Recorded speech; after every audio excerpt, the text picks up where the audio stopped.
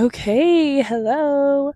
This is my week 3 check-in. I am sitting on the beach, obviously, and what's funny is as I'm doing this, I was thinking about, well, I'm going to backtrack a little bit. I have always wanted to do something of this nature, like a podcast, a vlog, what have you. And obviously, I've just never taken the opportunity, never biting the bullet. And now I'm finally doing it. And an idea or kind of a concept to get started that I had a while ago was maybe documenting my move across the country and what it's like moving to a new state and trying to build life over again. And one of the things that I would think about or envision is myself sitting at the beach recording. And now I'm doing it. I haven't finished editing last week's, but I do think that I mentioned how I like to, when manifesting things, and visualize certain scenarios that I would like or certain things that I would like to do. So it is kind of funny that like now I'm doing this and actually being on the beach like I envisioned a while ago without even fully committing to the idea, but here we are. I have my dog with me, so if you see me looking over to the side, that's kind of what I'm looking at is him. I have been thinking about kind of patterns, and that circled me all the way back over to not only shadow work but kind of complex PTSD specifically.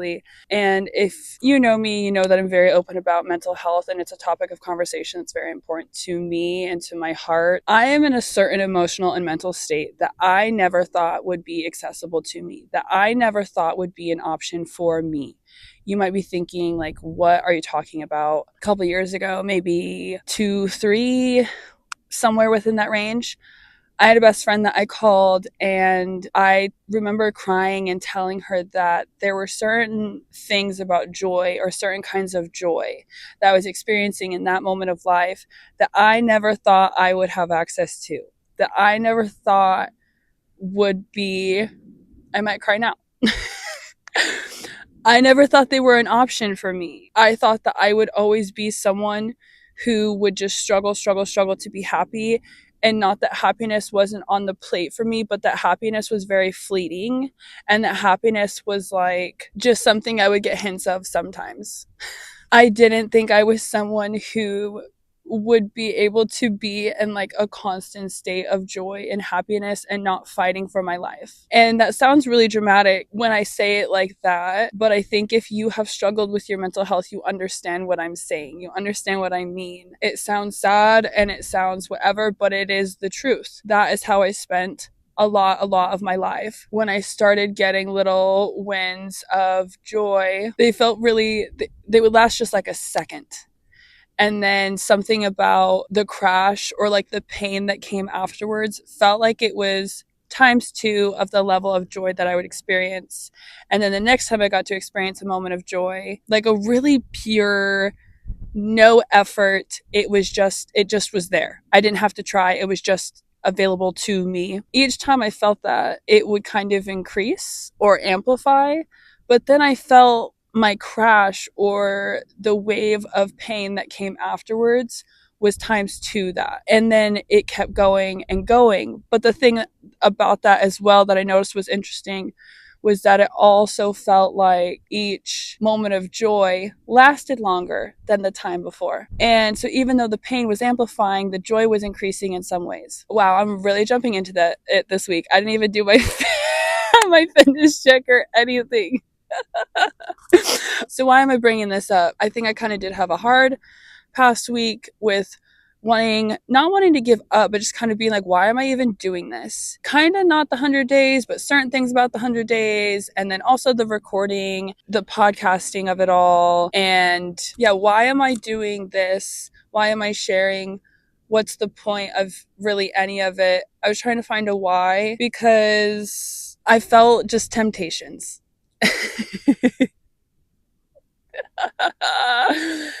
And the thing about me is when one thing fails or with one detail comes crashing down, I start to feel like that means I can give up on everything else. I mean, part of the podcasting and check-ins are nice because it holds me accountable. Because then if I fail, I feel like it's not honest of me to act and keep moving forward with this as if I didn't fail. That being said, I ate a lot of junk food the other day. ate a lot of junk food the other day, and also a mustache was texting me. And listen, if you have a mustache, just stay away from me for the next 80 days, 79 days. You're not allowed near me. All mustaches within the area, please shave, and then you can regrow back in 79 days. Either way, digress. I just felt like, what's the purpose? Like, why am I even doing this? And I remembered how one of the things I noticed when recovering is that's kind of the word I like to use. I don't know if that's an appropriate term, but like when my mental health started improving, one of the things that I noticed was when I stood up for myself and when I kept promises to myself, when I followed through with things that I wanted to do, or when I followed through with things that I said I was going to do. Also, to kind of tackle on to the standing up for myself, when I also did things simply for me, when I did things that did not need an explanation to anyone else but myself, and they just felt good for me. Dropping out of college, why the fuck would I do that my senior year? I had a year left. I just couldn't do it. I couldn't do it. I mean, there was multiple reasons, and there was a specific reason that got me inspired to be like, you know what, actually, I think I just need to give this up officially, or at least for this moment in time. And I'm telling you right now, no regrets. No regrets whatsoever. When I officially decided I was going to move to the East Coast, when I started speaking certain truths that were uncomfortable, those were things that I knew other people wouldn't approve of, that I knew other people wouldn't be happy about, or that would maybe rub people the wrong way. And yet I chose them because I felt like they were best for me. When I started doing things of that nature, I've been really emotional this week too, okay? And like a good emotional. Like the tears are just right there. Like I noticed a pattern of more joy coming, lasting longer, feeling more intense, outweighing the pain. And the pain and the doubts and the fear of failure and the fear of not making other people happy and how that would affect me or make me feel. A lot of the self-doubt and self-worth that I felt that was low or negative was suddenly disappearing with time. And the harder the task, the more fear I felt. I remember I was trying to commit to getting out of a bad relationship that I was in for 4 years. And when I decided that I was going to do it, laying in bed that night and just completely sobbing, a very kind of raw inner child moment of like, I cannot let this person go. I can't do this. I want them. I need them. I'm not ready. That was the biggest thing, was me telling myself I'm not ready. The thing is about really hard commitments is like, you are never going to be ready. There's never a perfect time. There's never a perfect sequence. And if you're constantly waiting for the perfect sequence or the perfect time, it's never going to come. That's why I've maybe put off doing something like this for so long, because I've wanted the perfect mindset, the perfect routine, the perfect da da da da. That's why I put off moving to the East Coast for so long, because I wanted the right circumstances. I wanted this, I wanted that, everything to be in place. The thing about life is it's never going to always be perfectly exactly where you want it. You can plan, obviously, and work towards that, but life is never, ever, ever going to be perfect and exactly how you want. And if that's what you're shooting for, you are going to be disappointed every single time, or you're never going to shoot your shot. You're never going to shoot for the goals that you feel are best for you, or the things that you truly desire, because you're waiting for the perfect circumstances, and that's not how it works. That's part of the reason I kind of put off that relationship and ending it, was I was waiting for the perfect reason. I had a million perfect reasons, by the way. Waiting for the perfect time, whatever. When I decided that I was going to officially do it and kind of talking myself through this pain, I remember telling myself, the joy that you are going to feel is absolutely going to outweigh the pain that you feel right now, the doubt that you feel right now, the hurt that you feel right now, and the fear, whatever it is. The joy that's to come is like so beyond what you can feel now or even think about now, and that's why the pain feels more relevant. On top of that, I mentioned CPTSD. Everyone's brain loves a pattern. Everyone's brain is wired to look for patterns, and patterns are comfortable. We survive off of looking for patterns and staying in familiar patterns. That's why when you start a new goal, it almost feels impossible. Your brain is like, why would I do that when this is what feels right? It almost panics and screams and tells you no when you want to start something new, because your brain would rather pick what's easy and what's comfortable, what's familiar. That's everybody. That's just how we are wired. And so when I was able to see cycles or see things that were complicated in my life and start breaking away from them, start choosing myself instead, start doing things that were very scary and hard, but I knew would be better for me in the long run, I started creating a pattern of self-trust, and I started creating a pattern of seeing myself as someone who is reliable, who is capable, and started seeing a pattern of joy. Started seeing a pattern of I can create my own joy and I can expand my own horizons. I don't need other people's approval, or I don't need to make other people happy first, and I don't need to check XYZ boxes and then become happy. Happiness and joy is accessible to me right now. You know, this saying that's like, break the loop or the pattern repeat tomorrow, something like that. Like, I'm missing the phrase, but something along those lines. So kind of bringing that full circle, I was really upset with myself for feeling tempted. I was really upset with myself for eating junk food, and really upset with myself for kind of doubting any of it, and being upset with myself for doing this in the first place. Like, why am I doing any of it? And I thought about how it's really important for me to build self-trust and to follow through with promises to myself. And that is, I mean, that's with everybody. Everybody needs that. Everybody should live by that. But when I noticed my mental health getting better, it was because I was doing those things that were just for me. They didn't have to make sense to anyone else but me. I kind of think that it's important to know your whys, and not just why am I committing to this goal or why am I committing to this thing, but I think it's important to know your why.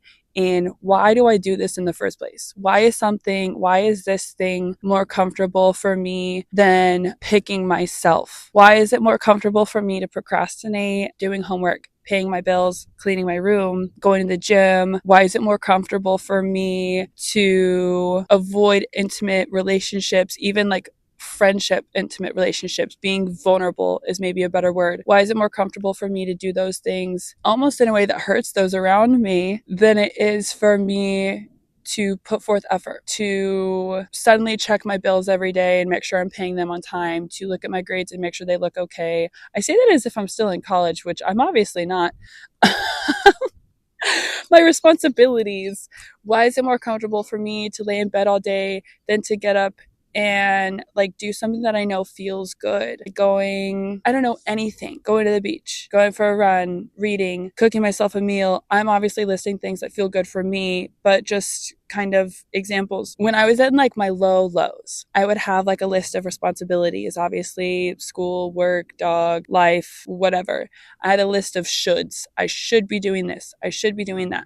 I should da da da da da. And then I would lay in bed completely, I think, frozen, and would have a voice in my head almost screaming at me, get up, get the F up. What are you doing? And like kind of bullying myself in my head, because that part of me really wanted me to do something and really wanted me to follow through with things more out of obligation than for actually following through. And remember when I talked about whys like a second ago? I'm bringing it back. There is this therapeutic modality, I guess you could say, and it's called like internal family systems. And that is a kind of breakdown of different facets of self. Have you ever had a piece of you that's like, I really should or want to do this, and then you have a piece of you that's like crying out the opposite? Every single person has different parts of self, and they are all motivated by different things. You'll kind of figure out if you do internal family systems and like do it down for yourself.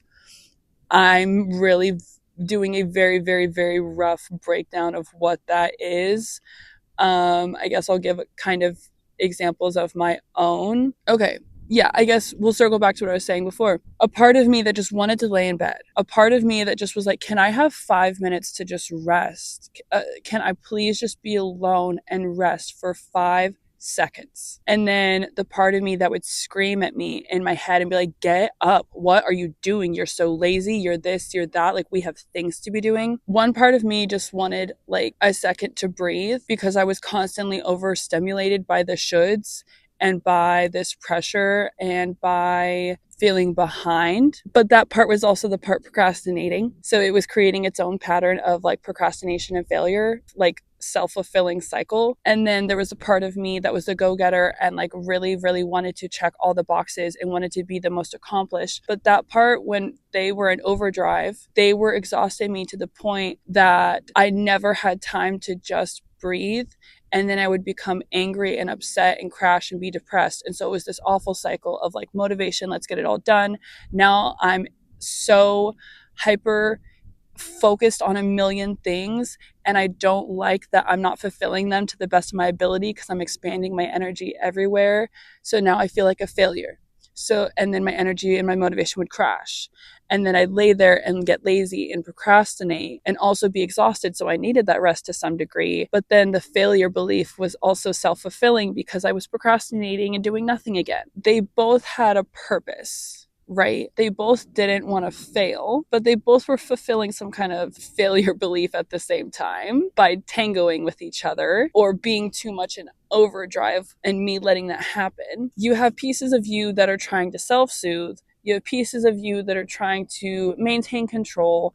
And then you have pieces of you that are like kind of in betweens and maybe like mediators of both. There's like managers and firefighters, I believe is what they're called.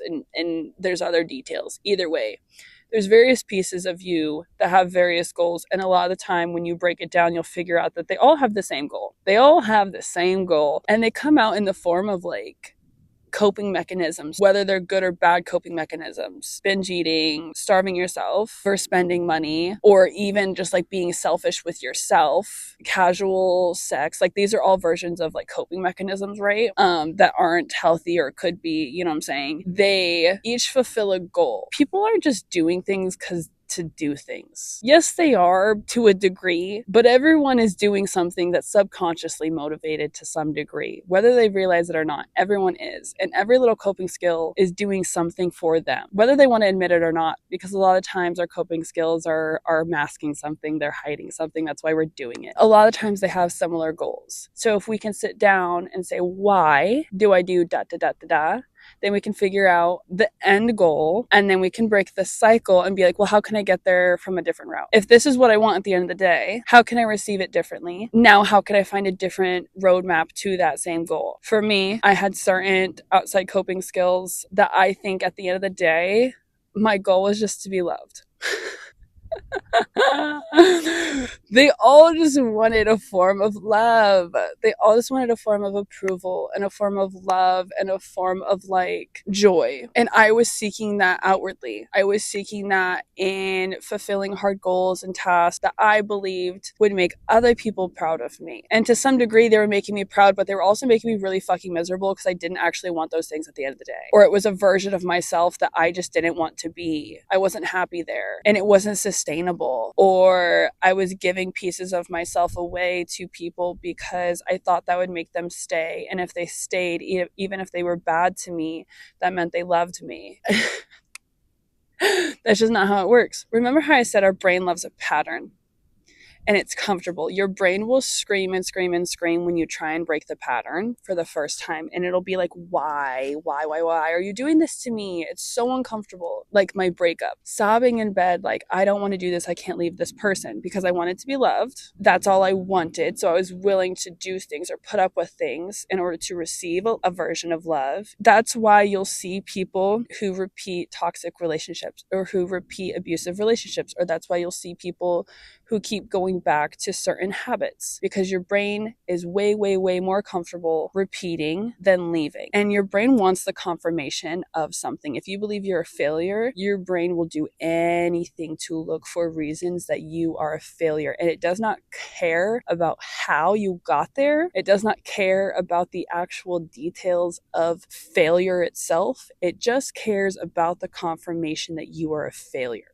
So if you are walking in front of a group of people and you trip on your shoelaces because your shoes were untied, your brain can't just say, oh, well, like that sucks. That was a brief moment in time and my shoe was untied and that's why I tripped. Your brain hears, I tripped. It was embarrassing.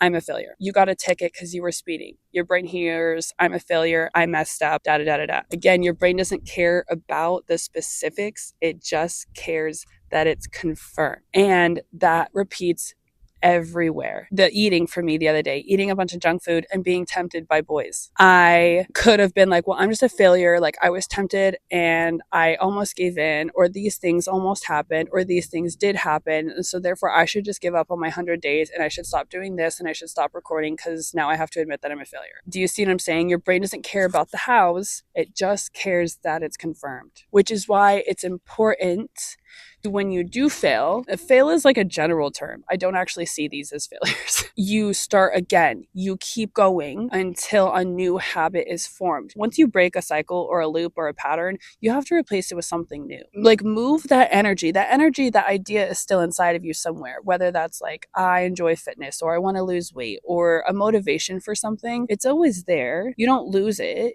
For example, I am giving up sex as part of like my 100 days. Your sacral chakra is where you hold that kind of energy. Follow me here. Follow me for a second. That energy is the same as creative energy. And so to me, if I can just get rid of something and push that energy into a different form, into a different thing, and instead of my brain being focused on this, and how it wants this, my brain can be like, well, we're doing this now instead. Because it's the same energy, it's the same thing, it's just going somewhere else. I'm putting it into a different thing, different motivation. So instead of being upset about one habit dying, we can try and find something to replace it with. Maybe you want to play video games less. Okay, what's something you can do with your hands? Woodworking, art. I don't know. There's a million different things that you can do with your hands that are like, put your brain to work. You can do it. You just have to get yourself used to that new thing again and again and again. And obviously habits take time. You're going to fail, you're going to whatever, but it's possible. Same with eating. A big thing for me about eating and not buying food out is I would tell myself, okay, what am I craving? How can I make something at home similar to what I'm craving in this moment? And that helped me really enjoy cooking as well too. I still don't consider myself a very good cook, but like I'm better than I was because I started doing stuff like that. And now I actually look forward to cooking for myself. You have to take the habit, take the loop, close it, replace it with something else. And it's going to take time. It's going to suck, but it's possible is the point. And the more that we do those things and the more we do things that prove our beliefs of self wrong. A big one for me is that all I'm desired for is my body. All I'm desired for is things that I can do for other people. The more that I can step away from relationships that make me feel that way, and the more that I can choose relationships and dynamics that confirm the opposite, and the more I pick myself, the more I can step away from that belief. And it's hard. It's really hard because, again, your brain is looking for evidence everywhere. And that's a belief I've had since childhood. I could get into why I have a lot of the habits that I have right now. I don't think this is the check-in for that, but I can tell you why I feel motivated by certain things and why I have certain self-beliefs, and I can tell you exactly why some of those things are so hard to convince myself the opposite of, and why it's hard for me to not want more, because I want more, but to feel safe receiving more. That's another thing, is you have to convince yourself that you're safe doing something else. Your body has to feel safe doing something else. I think that adds to the panic, and that adds to the seeking out chaos that we might do, especially if you are someone with like a nervous system that's constantly haywire, like the CPTSD of it all. Your nervous system is constantly seeking out chaos because that's where it's comfortable. So when it's safe and when it's bored, it's like, all right, let's freak out and do something else now, or let's freak out and find this thing now, this source. I'm so guilty of that. And I look back at my life and I'm not mad at myself for the ways that I've done that. I think I'm a little upset with the ways that I've let myself be treated. And all I can do now is choose differently. All I can do now is like see the pattern and want different for myself. If you want something, you have to like keep trying. You have to keep pushing forward. You can't just be like, well, I failed this, or this sucked, or this is miserable, or this is hard in this moment, so I'm just done. If you want that, great. Then you are going to choose misery forever. People get addicted to their own misery. And I'm someone who was that way. And part of it is because of, like I said, I had a nervous system that wanted misery, that didn't know better than misery, and that thought misery was my only option. And so it would seek it out. I had, a thing. I don't know what sounds like an excuse or what doesn't, but like mental health is so complicated. I don't want to take that away from anybody and what they're experiencing. Mental health is complicated. I'm not saying it's a choice to be miserable. I'm not saying it's a choice to be depressed or to always have certain self-beliefs. But I am saying there are things we can do to try and counteract. And these are things that I've had to do to counteract. I've also been really, really blessed with tools, people, treatment plans, things that have helped me get out of certain self-beliefs and certain patterns. The thing is, though, when I was starting to get out of those patterns, I also had to ask myself, how much do I love my own misery? How much do I want to pick myself, and how much do I want to get better? How bad do I want that joy, and how bad do I want that misery? That was something I had to be really honest with myself about. I think now I'm in a place where I see it everywhere and I almost have no tolerance for it. And I think I've been kind of a harsh friend lately to some people because of it, because I'm like, dude, just want better for yourself. Just like pick better. It's so much easier said than done. It's so much easier said than done. I want so badly to acknowledge that. But also, when that realization hit me, it made me like start wanting to pick better for myself. When I asked myself, how much do you love your own misery genuinely? And how much do you want better? And that was a really big motivator to start being consistent in how I picked better for myself. And this feels like a version of that. There's a lot of ways that I think I have mentally and emotionally picked better, and mentally and emotionally gotten to a really, really good place of knowing myself well enough, feeling consistently happy and consistently picking myself, and feeling safe. Feeling safe in my own mental, emotional space is wild. I never thought I would have that. I consistently believed that I would be someone who had to wake up and just chug through life. And that was the hands that I was dealt. And sometimes I'd be happy, but whatever. That I literally believed that was my life and that was my destiny. To be where I'm at right now is insane. It's truly insane to me. But that took years and years and years. I do want to say that. That took years of work, and it took the right people and the right therapeutic modes and cutting out the right dynamics and the right people to get here in the first place. It was not easy by any means. That being said, I also was misdiagnosed, and now I got treatment for a diagnosis that suits me better. And I've received a lot of help and a lot of support that I'm blessed with. To say that I've received help and support is a blessing in and of itself. I did a lot of EMDR. I did a lot of internal family systems. I did a lot of sex trauma therapy, and I did a lot of like telling everyone to get out of my face.